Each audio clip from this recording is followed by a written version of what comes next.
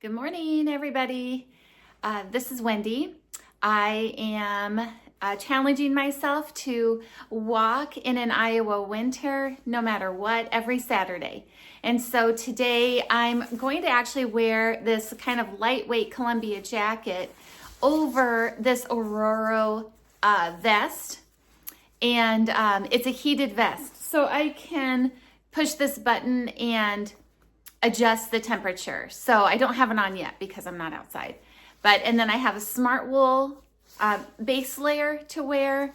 I'm wearing this hat and I hope it keeps me warm enough, but other hats kind of like squeeze my ears, especially because I wear glasses.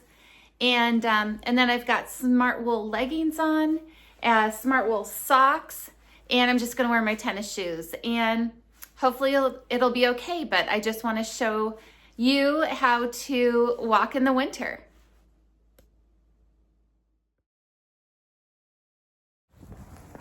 Okay, so I've been walking a couple miles now and I have already turned my vest off. So this happened last time, but I used that, the hand warmer things, and I used that vest. There was like a hand warmer vest thing that's like, you throw away after it's all done. And I was way too hot. And I thought, well, okay, if I just wear my Aurora heated vest that has, like separate settings or like, low, medium, high, then that'll be fine. But I'm so hot. I've like unzipped my jacket and I've unzipped my vest a little bit and it's completely off and I feel fine. So this will be interesting. I know it's 17 degrees out, but the high today is 31. So I'm expecting to have to take off my jacket, but then it's good to wear a vest because it hides my fat rolls because my base layer is kind of tight. And I'll be 49 in just a few days. And I don't know, I can't do anything about the fat rolls on my stomach. They're just there and I work really hard to get rid of them, but I just have to learn to love them, I guess. So anyway, I'm about 2 miles in. I feel really good. I feel warm. And also last time I had like a light pair of running gloves on, or whatever they're called. And then I would put my Carhartt mittens over them. But the problem was when I took the Carhartt mittens off, my hands would be sweating, or when they were on, my hands would be sweating and they got the gloves wet. And then those gloves were worthless because then my fingers were wet. So I just decided to bring those gloves just in case, or when it's too warm to wear the Carhartt mittens, then I'll just put those gloves on and they won't be wet and they'll actually do my hands some good. I don't think I'm an overly sweaty person, but when your hands and feet get warm, they just kind of sweat. So I've walked about 3.5 miles or so, and I wanted to talk to you about a couple of things. One, because I don't remember the other one right now. The other reason I'm not wearing those running gloves underneath my mittens is because it's really hard to take them off and put them on every time I mess with my phone. And you might be thinking, well, don't video yourself like a narcissist then. But I am very popular, and my daughter has texted me a whole bunch this morning, and then inevitably my boyfriend will text me, and then maybe my mother, and that's it. Those are the only people that text me, but it seems like I'm messing with my phone a lot. So it's something to consider. And as I talk, my boyfriend just texted me. So it's something to consider, taking off gloves over gloves. It's kind of annoying.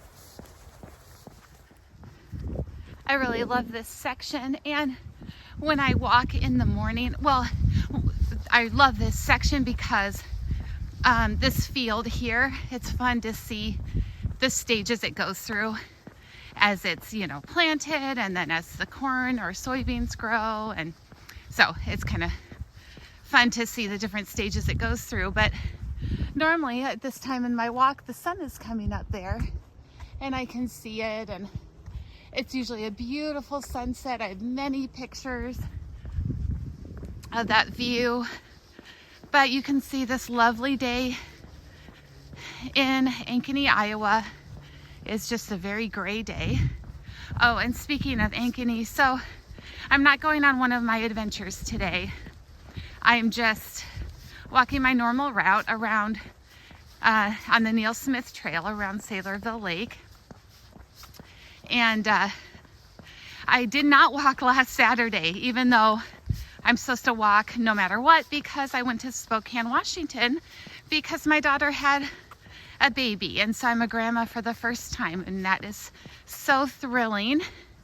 And I think I walked, but I didn't take a video, and it wasn't that cold anyway, so I didn't really you know, like break my challenge to myself to walk in a cold Iowa winter on Saturdays no matter what, because I wasn't here. So but anyway, I have another video I have to upload when I walked 2 weeks ago, the Raccoon River Trail from Jefferson to Perry. So I've got to upload that today, and then work on this video about how to walk in an Iowa winter.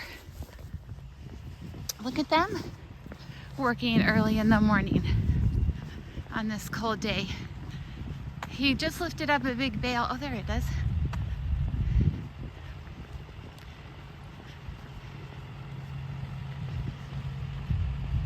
Isn't this fascinating? Isn't it fun to live in Iowa? I mean, who needs mountains when you can watch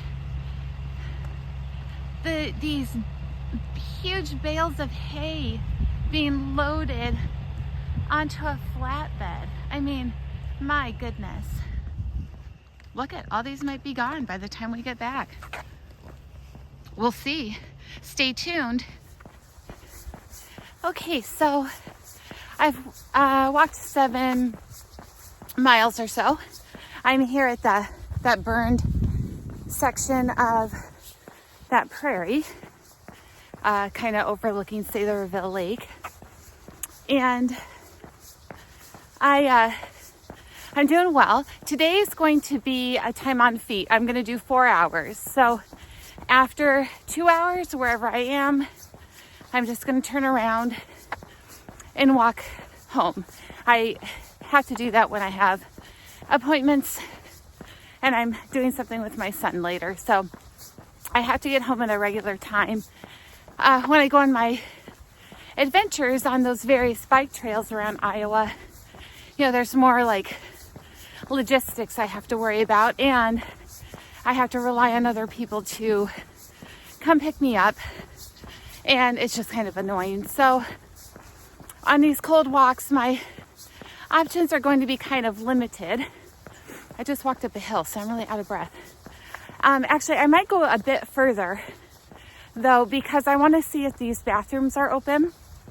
And I want to see if they're clean, because I emailed the Army Corps of Engineers about this bathroom, because I don't know how you get feces all over a wall, but they did, and it's disgusting and it's not usable. So I asked them to, nicely, I wrote a really nice letter, if they can clean that up and keep it open. So I'm curious if they cleaned it up and kept it open. And then I can cut short a little section on my way back so that I'm not late.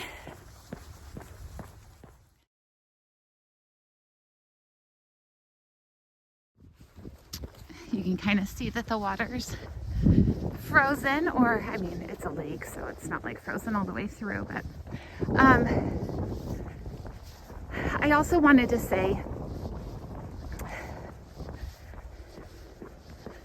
what did I want to say? Okay, I also wanted to talk about today, the weather. So the first episode 1, I think the weather was 15 degrees to start and ended at 28 degrees, or maybe around 24, but the high was 28. Today, it started at 17 degrees, and it still feels very cold. It's probably over 20. But anyway, the difference is that last time it was sunny and today it's cloudy. And so the rule for today is that the sun matters. So I do feel more chilled today than I did 2 weeks ago when it was 15 degrees. So that's just a lesson. The sun matters. A bunch of bikers riding along the shore, probably on fat tire bikes. It's cool. I have actually seen a lot of people on the trail today, and it's such a surprising thing to me, because sometimes when I do hard things, I feel like I'm the only person in the world doing them. And not that this is like that hard, but just for me, the reason I'm challenging myself to do this is because winter is very hard for me. The cold is very intolerant to me. And so I think the best thing to do, though, is to just get out in it and acclimate to it and just suck it up, you know? So anyway, so I feel like, okay, I'm just gonna get up, I'm gonna do it. I'm not gonna argue with myself. I'm just gonna force myself to do it.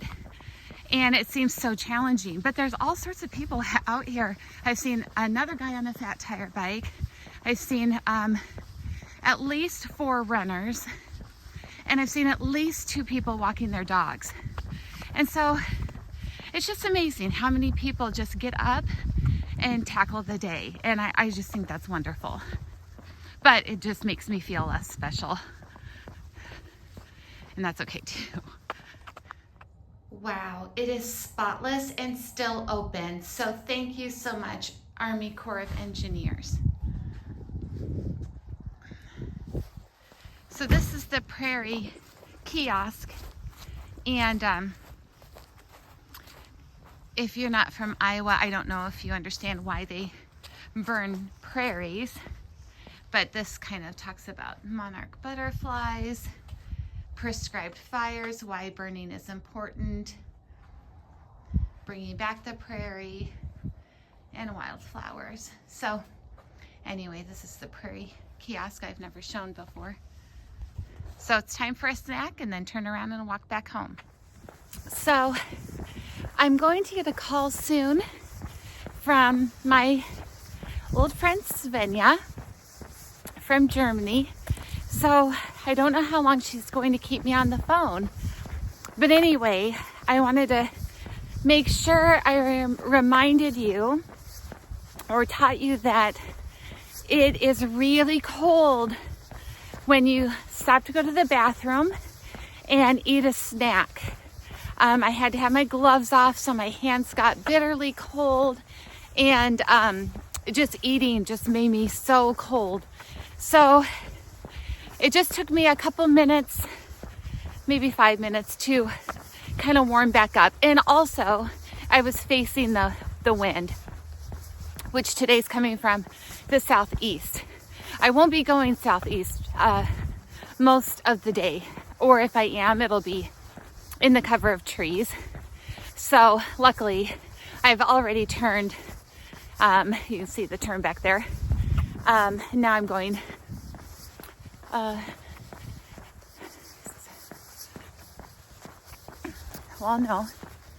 no, I'm going east, so I'm not in the wind as much. But anyway, so yeah, today's it feels colder than it did a couple weeks ago. There might be a slight more bit of breeze, but also it's just not sunny at all, and that does make it feel colder, even though it's December 21st, and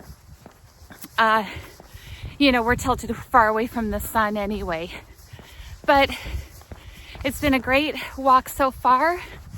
I have a couple more hours left, so I'll try to check back in so I have a nice wrap up for my video. But I'm just gonna walk as fast as I can. Okay, something happened to my selfie stick, but I didn't get that phone call that I was expecting.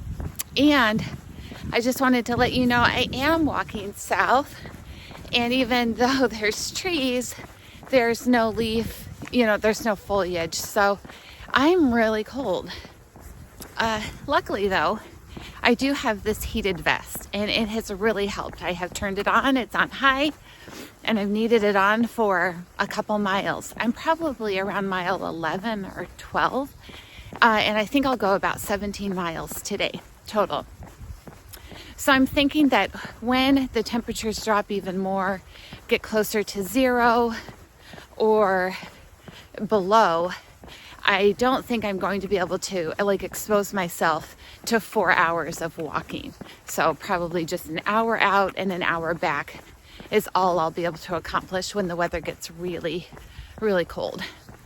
But that's okay.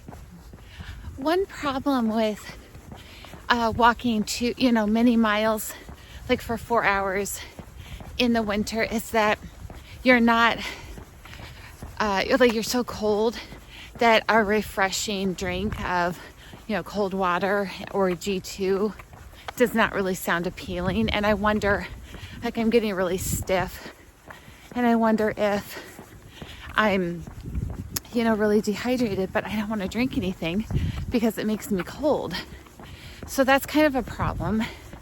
I tried this morning filling up, or like microwaving water and then filling up a tumbler, but it was the pop-off top. And so I started walking and it just like popped right off and then spilled water. So I had to take it back home and just grab a regular water. So I need to maybe find a hot water solution, because that would be nice right now and it would warm up my frozen lips if I could drink some hot water. Well, I don't know if you can see it, but all those bales are still there, so it just wasn't as exciting as I thought it would be. So they must have just taken what they needed. But here I am at the Oralabor Gateway Trail, and then I could go to the Sycamore Access, but I'm not gonna. I'm just gonna go left, and from here I have 4 miles home. I will be walking east, which is also the direction of the wind, but that's okay. So here's all those big bales, but at least we got to see the exciting loading this morning, so that was awesome. Well, I'm about 1.5 miles from home. I had a close call for the bathroom. Well, it wasn't a close call. I didn't make it to my boyfriend's house. But luckily I found a good hiding spot. But that's another negative to walking in the winter, is finding a bathroom when you need one, because there aren't as many hiding spots. The bushes and the trees are bare. And so anyway, it was a good walk. I learned that it is colder without the sun. Every time I took off my gloves, my hands really froze. And then I was really happy, even though I didn't need my vest all the time, my heated vest, when I needed it, it really helped. But if you don't want to spend the money on a heated vest, you can just have more layers on your core, and that really helps.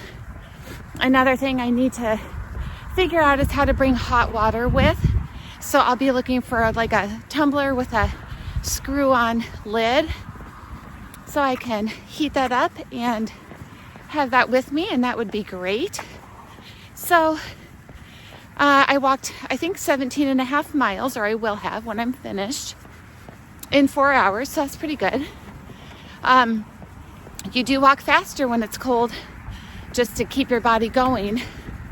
And then finally, if I didn't have that heated vest and didn't have another layer on, I would have gotten really cold back there. a few miles ago.